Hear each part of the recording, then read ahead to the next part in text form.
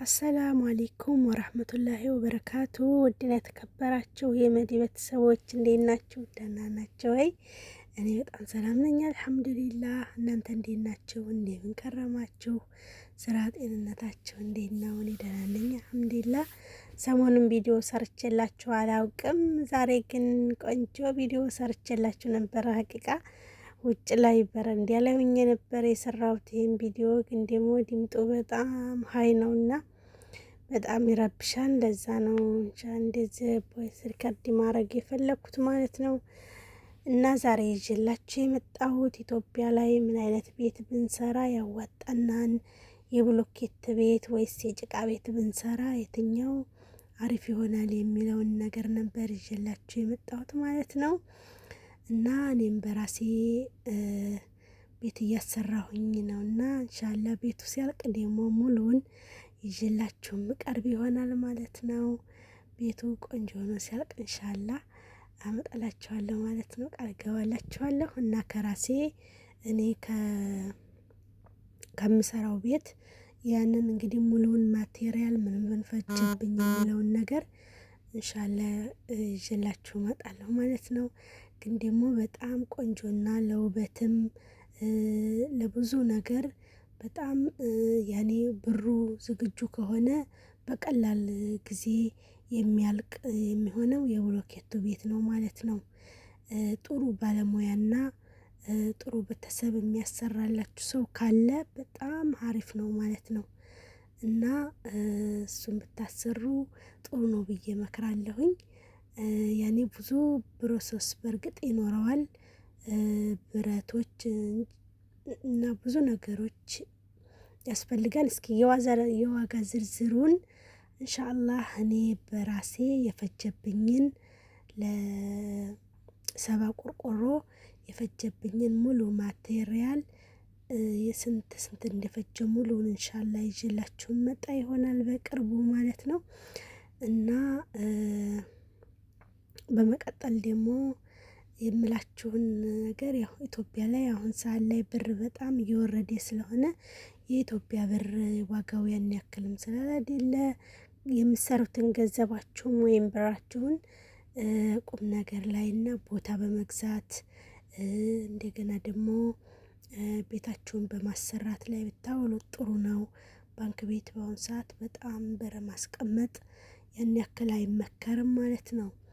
እና ውድ ቤተሰቦቼ ላይክ ሰብስክራይብ ማድረጋቸውን እንዳትረሱ። በዚህ አጋጣሚ ለምታበረታቱኝ እጅግ በጣም አመሰግናለሁኝ እላችኋለሁኝ።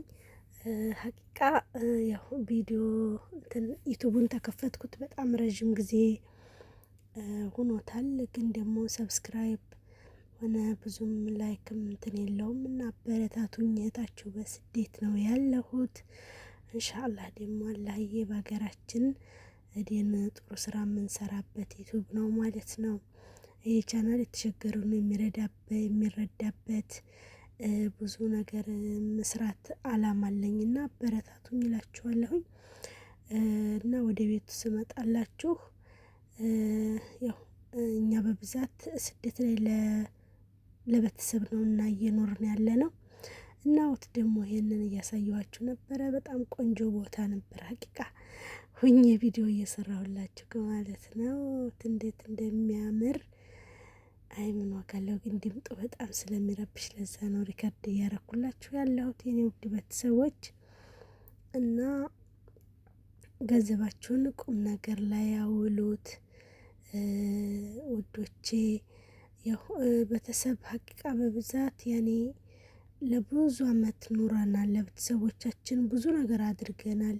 ግን ደግሞ የቤተሰብ ነገር መቼም ቢሆን ያው ነው ማለት ነው። መቼም የነሱ ችግር አያልቅም ማለት ነው። እና ለራሳችን እንኖር፣ የራሳችንን ነገር አመቻችተን የቤታችንን አስተካክለን ወደ ሀገራችን በጊዜ እንግባ። ሀገራችንን አላህ ሰላም ያድርግልን ማለት ነው።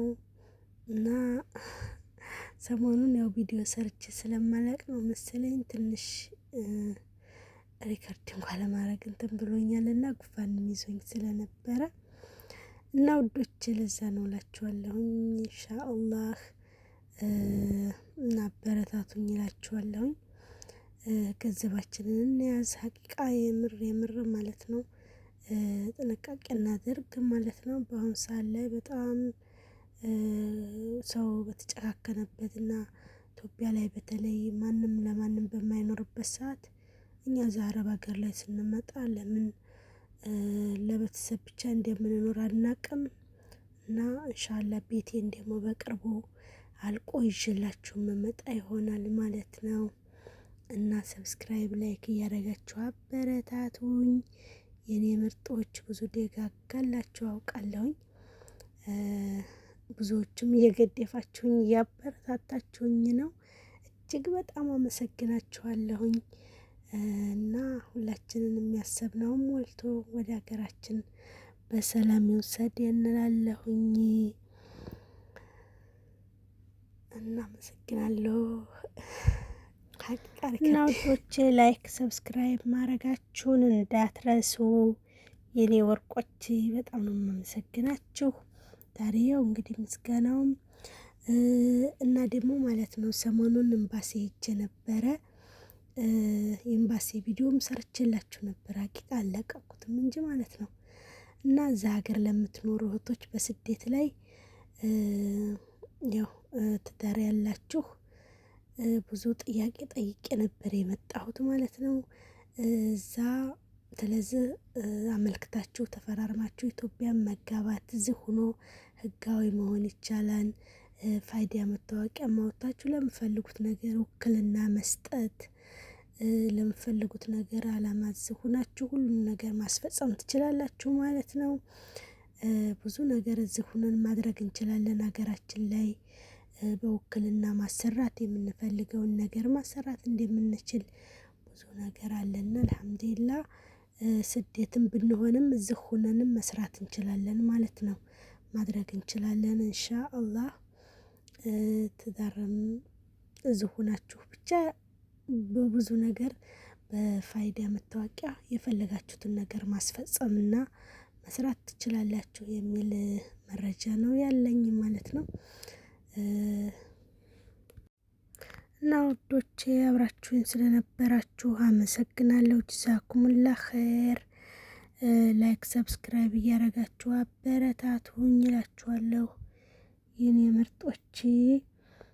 አብራችሁ ስለነበራችሁ አመሰግናለሁ። ጀዛኩሙላህ ኸይር። ሰላም